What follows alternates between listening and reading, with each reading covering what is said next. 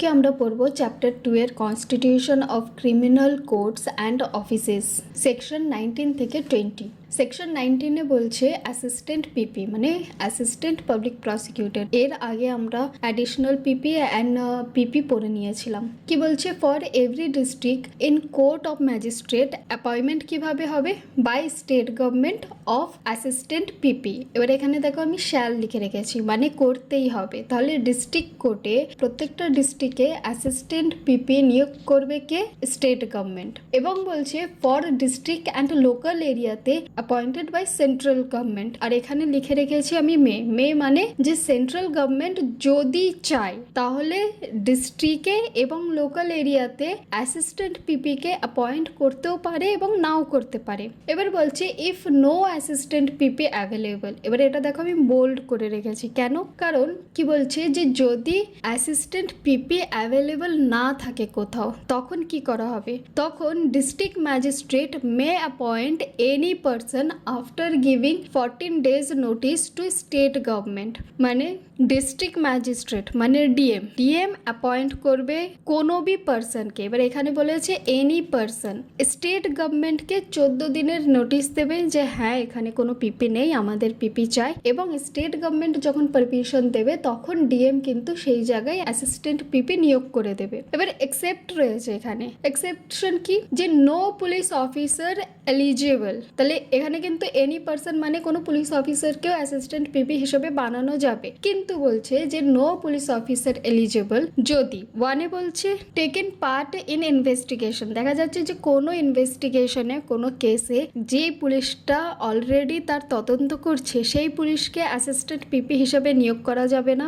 আর যদি below rank of ইন্সপেক্টরের নিচে যদি কোনো পুলিশ অফিসারের র্যাঙ্ক থাকে তাহলে তাকেও কিন্তু অ্যাজ আ অ্যাসিস্ট্যান্ট পিপি হিসাবে নিয়োগ করা যাবে না। এবার আমরা বেয়ার অ্যাক্ট হিসেবে পড়ে নিই 19 অ্যাসিস্ট্যান্ট পাবলিক প্রসিকিউটর, আর এটা সেকশন 25 ছিল সিআরপিসিতে। ওয়ানে বলছে the state government shall appoint in every district one or more assistant public prosecutor for conducting prosecutions in the courts of magistrates. তাহলে অ্যাসিস্ট্যান্ট পাবলিক প্রসিকিউটর নিয়োগে উপধারা 1 কি বলছে যে প্রত্যেক জেলায় রাজ্য সরকার এক বা একাধিক অ্যাসিস্ট্যান্ট পাবলিক প্রসিকিউটর নিয়োগ করবে যারা পরিচালনা করবেন ম্যাজিস্ট্রেট কোর্টে প্রসিকিউশন মানে মামলা পরিচালনা করবে। তাহলে সহজ ভাষায় হচ্ছে যে ম্যাজিস্ট্রেট কোর্টে মামলা পরিচালনার জন্য স্টেট গভর্নমেন্ট এপিপি নিয়োগ করবে। দুয়ে বলছে the central government May appoint one or more assistant public prosecutor for the purpose of conducting any case or class of cases in the court of magistrate. তাহলে যে কোনো নির্দিষ্ট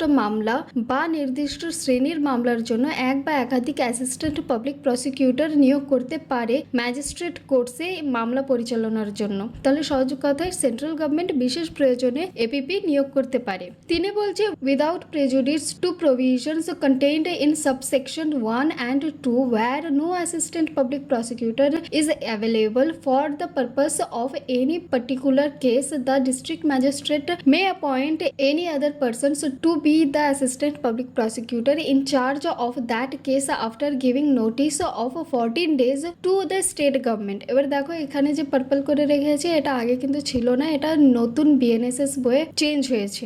তাহলে কি বলছে যে এপিপি না থাকলে বিশেষ ব্যবস্থা কি হবে, যে উপধারা 1 ও 2 সত্ত্বেও যদি কোনো নির্দিষ্ট মামলার জন্য অ্যাসিস্ট্যান্ট পাবলিক প্রসিকিউটর যদি না থাকে তাহলে ডিস্ট্রিক্ট ম্যাজিস্ট্রেট মানে ডিএম 14 দিনের নোটিশ দিয়ে স্টেট গভর্নমেন্টকে জানিয়ে অন্য কোনো ব্যক্তিকে সেই মামলার জন্য অ্যাসিস্ট্যান্ট পাবলিক প্রসিকিউটর হিসেবে নিয়োগ করতে পারবেন। তাহলে এখানে গুরুত্বপূর্ণ বিষয় কি হচ্ছে যে 14 দিনের নোটিশ বাধ্যতামূলক, ডিএম এর বিশেষ ক্ষমতা ও শুধুমাত্র নির্দিষ্ট মামলার জন্য। এবার এখানে প্রোভাইজো রয়েছে। প্রোভাইজোতে কি বলছে যে provided that no police officer shall be eligible to be appointed as an assistant public prosecutor if he, এতে বলছে has taken any part in the investigation into the offence with respect to which the accused is being prosecuted. আর বিতে বলছে is below the rank of inspector. তাহলে প্রোভাইজোতে বলছে যে police officer যখন অ্যাসিস্ট্যান্ট পাবলিক প্রসিকিউটর হতে পারবে না, সাধারণভাবে ডিস্ট্রিক্ট ম্যাজিস্ট্রেট কোনো ব্যক্তিকে নির্দিষ্ট মামলার জন্য অ্যাসিস্ট্যান্ট পাবলিক প্রসিকিউটর হিসেবে নিয়োগ করতে পারেন, কিন্তু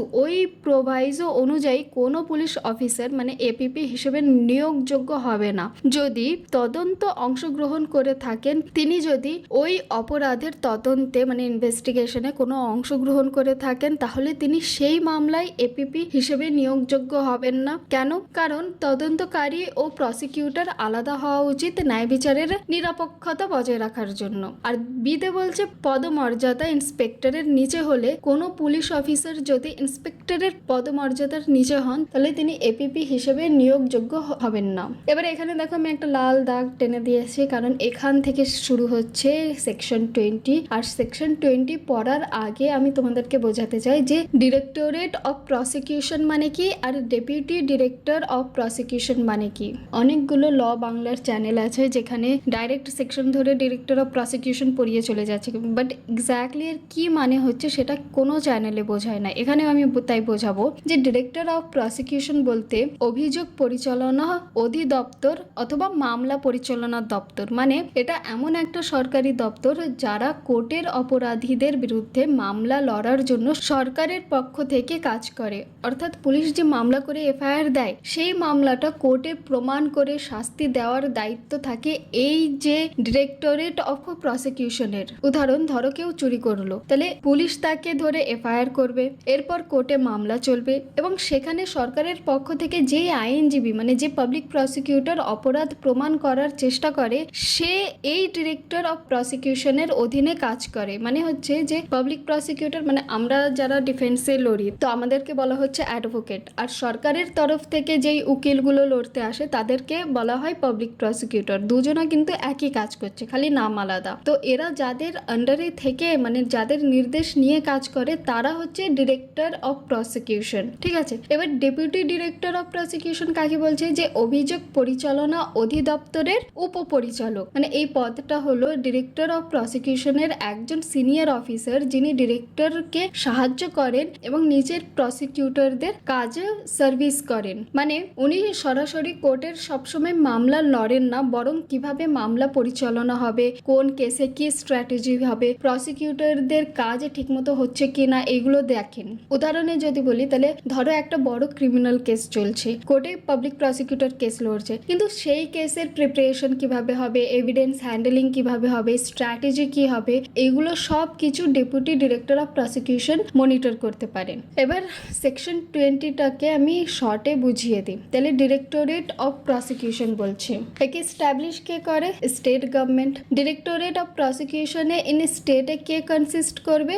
ডিরেক্টরেট অফ প্রসিকিউশন একজন plus many deputy direction of prosecutions. ঠিক আছে, আর ডিস্ট্রিক্ট ডিরেক্টরেট অফ প্রসিকিউশনে ইন ডিস্ট্রিক্ট কিভাবে হবে? কে কনসিস্ট করবে? Consist deputy director of prosecutions plus many assistant director of prosecution. ঠিক আছে, তাহলে স্টেটে থাকছে তোমার directorate of prosecutions plus many deputy directorate of prosecution, আর ডিস্ট্রিক্টে থাকছে তোমার deputy director of prosecution plus many assistant director of prosecutions. এবার এদের এলিজিবিলিটি কি আছে? তাহলে director of prosecution plus deputy director of prosecution হতে গেলে 15 বছরে তোমার অ্যাডভোকেসি লাগবে, আর না তো সেশন জাজ হতে হবে। ঠিক আছে, মানে হয় তোমার 15 বছরের প্র্যাকটিস থাকতে হবে বা কোনো কোর্টের অ্যাজ আ সেশন জাজ হয়ে থাকতে হবে। আর অ্যাসিস্ট্যান্ট ডিরেক্টর অফ প্রসিকিউশন হওয়ার জন্য কি লাগবে? 7 বছরের অ্যাডভোকেট হতে হবে অথবা কোনো জুডিশিয়াল ম্যাজিস্ট্রেটের ফার্স্ট ক্লাসের জাজ হতে হবে। ঠিক আছে, এবারে বলছে ডিরেক্টর অফ প্রসিকিউশনস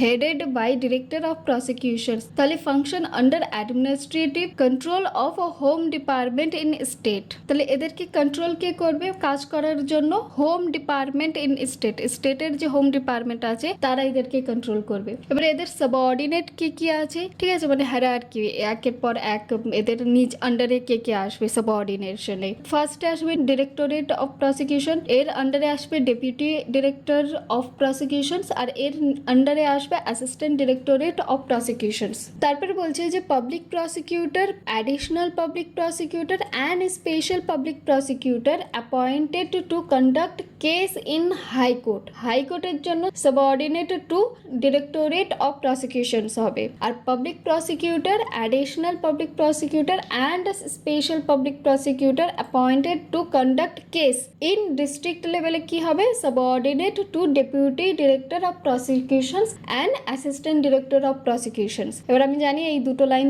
পড়ে তোমরা কিচ্ছু বোঝোনি, তোমাদের মাথার উপর দিয়ে চলে গেছে, তাই এখানে আমি একটা ছোট্ট করে হায়ারার্কির ছবি দিয়ে দিয়েছি। আছে। এখানে দেখো হাইকোর্ট আর এটা হচ্ছে ডিস্ট্রিক্ট কোর্ট। তাহলে হাইকোর্টের জন্য কি হচ্ছে, হাইকোর্টের আন্ডারে কিভাবে আসবে, যে ডিরেক্টরেট অফ প্রসিকিউশনস, তার নিচে আসবে পাবলিক প্রসিকিউটরস, তার নিচে আসবে অ্যাডিশনাল পাবলিক প্রসিকিউটরস এবং তার নিচে আসবে স্পেশাল পাবলিক প্রসিকিউটরস। আর এটাই যদি ডিস্ট্রিক্ট লেভেলে হয় তাহলে ফার্স্টে আসবে ডেপুটি ডিরেক্টর অফ প্রসিকিউশনস বা অ্যাসিস্ট্যান্ট ডিরেক্টর অফ প্রসিকিউশনস, এটা একই লেভেলে থাকবে। এর আন্ডারে আসবে পাবলিক প্রসিকিউটর, এর আন্ডারে আসবে অ্যাডিশনাল পাবলিক প্রসিকিউটরস, এর আন্ডারে আসবে স্পেশাল পাবলিক প্রসিকিউটরস এবং তারপরে আসবে অ্যাসিস্ট্যান্ট পাবলিক প্রসিকিউটরস। ঠিক আছে, এই একই কথা এই দুটো লাইনে বলেছে।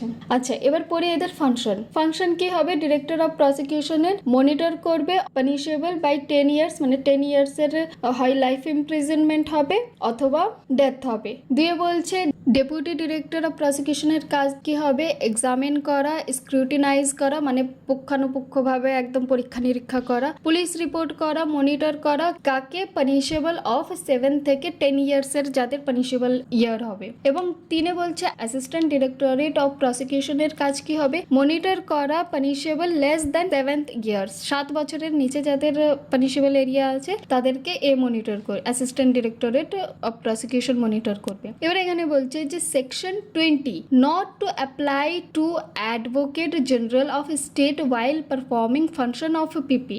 মোট কথা, অ্যাডভোকেট জেনারেল যখন পিপি হবে তখন কিন্তু ও এই ডিরেক্টর অফ প্রসিকিউশন এবং ডেপুটি অফ ডিরেক্টর অফ প্রসিকিউশনের আন্ডারে কিন্তু আসবে না, ও অ্যাজ আ অ্যাডভোকেট জেনারেল ও পিপির মতন কাজ করবে। এবার চলো আমরা বিআর অ্যাক্ট হিসাবে লাইন বাই লাইন পড়ি ডিটেলসে। তাহলে সেকশন 20 বলছে ডিরেক্টরেট অফ প্রসিকিউশন, সেটা ছিল সেকশন 25A অফ সিআরপিসিতে। The state government may establish, এতে বলছে আর directorate of prosecution in the state consisting of a director of prosecution and as and many deputy directors of prosecution as it thinks fit. এটা দেখো আমি purple করে রেখেছি, তার মানে এটা হচ্ছে বিএনএসএস এর মধ্যে চেঞ্জ হয়েছে। তাহলে বলছে রাজ্য সরকার নিম্নলিখিত সংস্থা গঠন করতে পারে যদি state level director of prosecution, রাজ্য স্তরে একটি ডিরেক্টরেট অফ প্রসিকিউশন গঠন করা যেতে পারে যেখানে থাকবে একজন ডিরেক্টর অফ প্রসিকিউশন এবং রাজ্য সরকার যতজন প্রয়োজন মনে করবে ততজন ডেপুটি ডিরেক্টর অফ প্রসিকিউশনকে নেবে। মানে রাজ্য পর্যায়ে প্রসিকিউশন পরিচালনার জন্য আলাদা প্রশাসনিক কাঠামো থাকবে। বিতে বলছে আর district directorate of prosecution in every district consisting of as many deputy directors and assistant directors of prosecution as it thinks fit. এবার এটা দেখো গ্রিন করে রেখেছি, মানে এটা টোটালি নিউ অ্যাড অন হয়েছে, এটা কিন্তু আগে সিআরপিসিতে ছিল না। তাহলে বলছে যে ডিস্ট্রিক্ট লেভেল ডিরেক্টরেট অফ প্রসিকিউশনে প্রত্যেক জেলায় গঠন করা যেতে পারে ডিস্ট্রিক্ট ডিরেক্টরেট অফ প্রসিকিউশন, যেখানে থাকবে এক বা একাধিক ডেপুটি ডিরেক্টর অফ প্রসিকিউশন এবং এক বা একাধিক অ্যাসিস্ট্যান্ট ডিরেক্টর অফ প্রসিকিউশন, মানে সংখ্যায় রাজ্য সরকার নির্ধারণ করবে। সহজ কথায় জেলা পর্যায়ে প্রসিকিউশন কার্যক্রম তদারক ও সমবায়ের জন্য আলাদা প্রশাসনিক ইউনিট থাকবে। দিয়ে বলছে আ person shall be eligible to be appointed as a director of prosecutions or a deputy director of প্রসিকিউশনস if he has been in practice as an advocate for not less than 15 years or has been a session জাজ। তাহলে এই উপধারায় বলা হয়েছে directorate of প্রসিকিউশনের বিভিন্ন পদে নিয়োগের জন্য কি যোগ্যতা প্রয়োজন। কোনো ব্যক্তি এই পদে নিয়োগযোগ্য হবেন যদি তিনি অ্যাডভোকেট হিসাবে কমপক্ষে 15 বছর প্র্যাকটিস করে থাকেন অথবা তিনি সেশন জাজ হন বা পূর্বে ছিলেন। তাহলে সহজ কথায় যে 15 বছরের সিনিয়র অ্যাডভোকেট হতে হবে অথবা বর্তমান বা প্রাক্তন সেশন জাজ হতে হবে যিনি এখন ডিরেক্টর বা ডেপুটি ডিরেক্টর হতে চান। বিতে বলছে as an assistant director of prosecution if he has been in practice as an advocate for not less than 7 years or has been a magistrate of the first class. এবার এটা দেখো, এটাও কিন্তু নতুন অ্যাড হয়েছে তাই এটা গ্রিন করে রেখেছি। তাহলে বলছে যে অ্যাসিস্ট্যান্ট ডিরেক্টর অফ প্রসিকিউশন হতে গেলে কোনো ব্যক্তি এই পদে নিয়োগযোগ্য হবেন যদি তিনি অ্যাডভোকেট হিসাবে কমপক্ষে 7 বছর প্র্যাকটিস করে থাকেন অথবা তিনি প্রথম শ্রেণীর ম্যাজিস্ট্রেট মতলব জুডিশিয়াল ম্যাজিস্ট্রেট ফার্স্ট ক্লাস ছিলেন। তাহলে 7 বছরের অ্যাডভোকেট হতে হবে অথবা জেএমএফসি হিসাবে কাজ করেছেন, অ্যাসিস্ট্যান্ট ডিরেক্টর হতে পারবেন তিনি বলছে the directorate of prosecution shall be headed by the directorate of prosecution who shall functions under the administrative control of the home department in the state. তাহলে ডিরেক্টরেট অফ প্রসিকিউশনের প্রধান, ডিরেক্টরেট অফ প্রসিকিউশনের প্রধান head হবেন directorate of prosecution, তিনি কাজ করবেন রাজ্যের হোম ডিপার্টমেন্টের প্রশাসনিক নিয়ন্ত্রণে, administrative control of the home department. তাহলে সহজ ভাষায় বলেছে যে প্রসিকিউশন ডিরেক্টরের সর্বোচ্চ কর্মকর্তা ডিরেক্টর, তিনি বিচার বিভাগের নয়, হোম ডিপার্টমেন্টের প্রশাসনিক নিয়ন্ত্রণে কাজ করেন। 4 বলছে every deputy director of prosecutions or assistant director of প্রসিকিউশনস shall be subordinate to the district of prosecutions and every assistant director of প্রসিকিউশনস shall be subordinate to the deputy director of প্রসিকিউশনস। এবারে এখানে দেখো আমি পার্পল করে রেখেছি, তারপরে এটা change হয়েছে, লাইনটুকু change হয়েছে। তাহলে বলছে যে ডেপুটি ডিরেক্টরেট অফ প্রসিকিউশনস এবং অ্যাসিস্ট্যান্ট ডিরেক্টর অফ প্রসিকিউশনস উভয় ডিরেক্টর অফ প্রসিকিউশনের অধীনস্থ এবং অ্যাসিস্ট্যান্ট ডিরেক্টর অফ প্রসিকিউশন ছাড়াও ডেপুটি ডিরেক্টর অফ প্রসিকিউশনের অধীনস্থ। 5 বলছে every public prosecutor, additional public prosecutor and special public prosecutor appointed by the state government under subsection 1 or subsection 8 of section 18 to conduct a case in the high court shall be subordinate to the director of prosecutions। তাহলে হাইকোর্টের প্রসিকিউটরস কার অধীনে হবে? যে সকল public prosecutor মানে পিপি, additional public prosecutor মানে APP এবং special public prosecutor মানে এসপিপি রাজ্য সরকারের কর্তৃক ধারা 18 সাবসেকশন 1 এবং ধারা 18 সাবসেকশন 8 এর অধীনে হাইকোর্টের মামলা পরিচালনার জন্য নিয়োগপ্রাপ্ত, তারা সকলেই ডিরেক্টর অফ প্রসিকিউশনের অধীনস্থ, মানে ওর আন্ডারে রয়েছে। তাহলে সহজ ভাষায় যদি বলি তাহলে হাইকোর্ট লেভেল প্রসিকিউশন হবে ডিরেক্টর অফ প্রসিকিউশনের অধীনে। 6 বলছে every public prosecutor, additional public prosecutors and special public prosecutors appointed by the state government under subsection 3 or subsection 8 of section 18 to conduct a case in district courts and every assistant public prosecutor appointed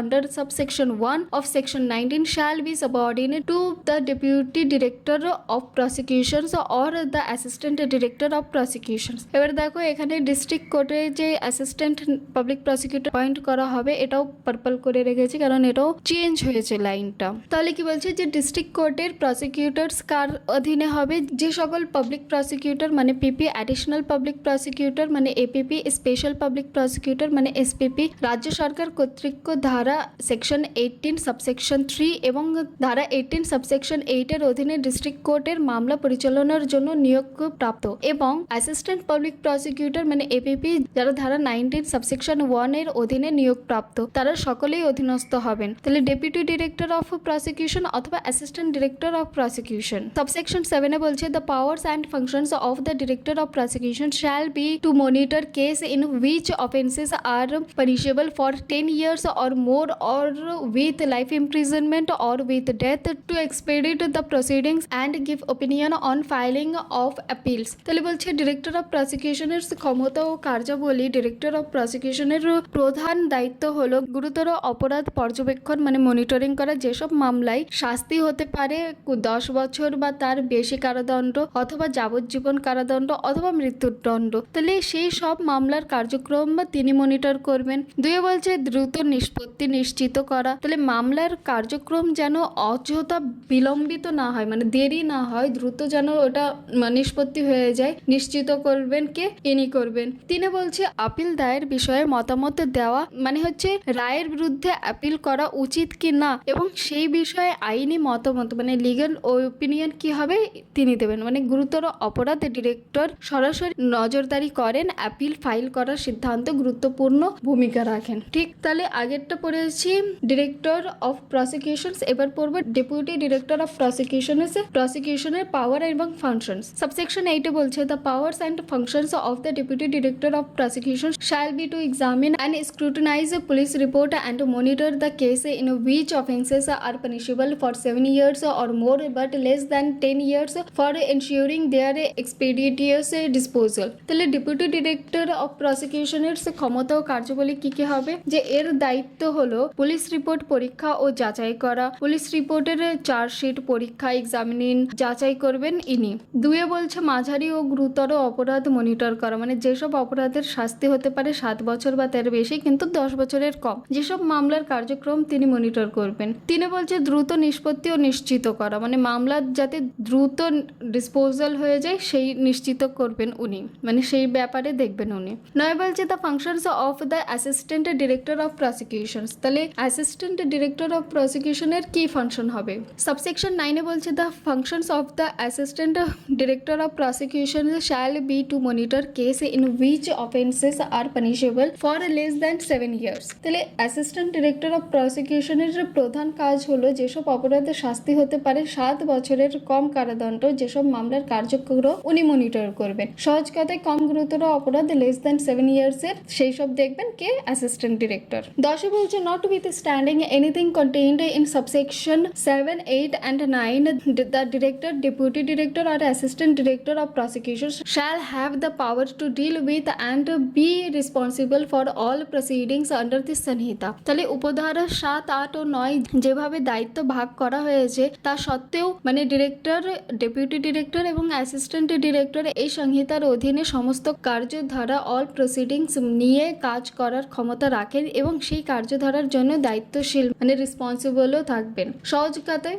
যদিও কাজ ভাগ করা হয়েছে তবুও তিনজনই যে কোনো মামলা দেখতে পারেন এবং দায়িত্বও নিতে পারেন। 11 বলছে the other powers and functions of the director of prosecution, deputy director of prosecutions and assistant director of prosecutions and the areas for which each of the deputy directors of prosecutions or assistant director of prosecutions have been appointed shall be such as the state government by notifications specify. এবার দেখো যেগুলো purple রয়েছে সেগুলো কিন্তু change করা হয়েছে। কি বলছে যে অতিরিক্ত ক্ষমতা ও কার্যবলী নির্ধারণ। তাহলে ডিরেক্টর অফ প্রসিকিউশনস এর, ডেপুটি ডিরেক্টরস অফ প্রসিকিউশনস এবং অ্যাসিস্ট্যান্ট ডিরেক্টরস অফ প্রসিকিউশনস এই ধারায় উল্লেখিত দায়িত্ব ছাড়াও তাদের অন্যান্য ক্ষমতা ও কার্যবলী এবং কোন ডেপুটি ডিরেক্টর বা অ্যাসিস্ট্যান্ট ডিরেক্টর কোন এলাকার জন্য দায়িত্বপ্রাপ্ত হবেন তা রাজ্য সরকার বিজ্ঞপ্তির মাধ্যমে মানে বাই নোটিফিকেশন নির্ধারণ করে দেবে। সহজ কথায় অতিরিক্ত দায়িত্ব যেগুলো হবে এক্সট্রা কাজগুলো সেগুলো স্টেট গভর্নমেন্টে ঠিক করবে কোন অফিসার কোন এলাকায় দেখবেন, সেটা নোটিফিকেশন দিয়ে ওদেরকে জানিয়ে দেওয়া হবে। সাবসেকশন 12 বলছে the provisions of the sections shall not apply to the advocate general for the state while performing the functions of a public prosecutor. তাহলে অ্যাডভোকেট জেনারেলের ক্ষেত্রে প্রযোজ্য নয়। এই ধারা 20 বিধানসমূহে রাজ্য সরকারের অ্যাডভোকেট জেনারেল যে হবে এর ক্ষেত্রে প্রযোজ্য হবে না। কেন? যখন তিনি পাবলিক প্রসিকিউটরের কাজ সম্পাদনা করবেন মানে অ্যাজ আ পাবলিক প্রসিকিউটর হবে। মানে মোট কথা হচ্ছে অ্যাডভোকেট জেনারেল যদি পাবলিক প্রসিকিউটর হিসেবে কাজ করেন তবুও তিনি ডিরেক্টর অফ প্রসিকিউশনের অধীনে কিন্তু আসবেন না। আজকে এতটুকু।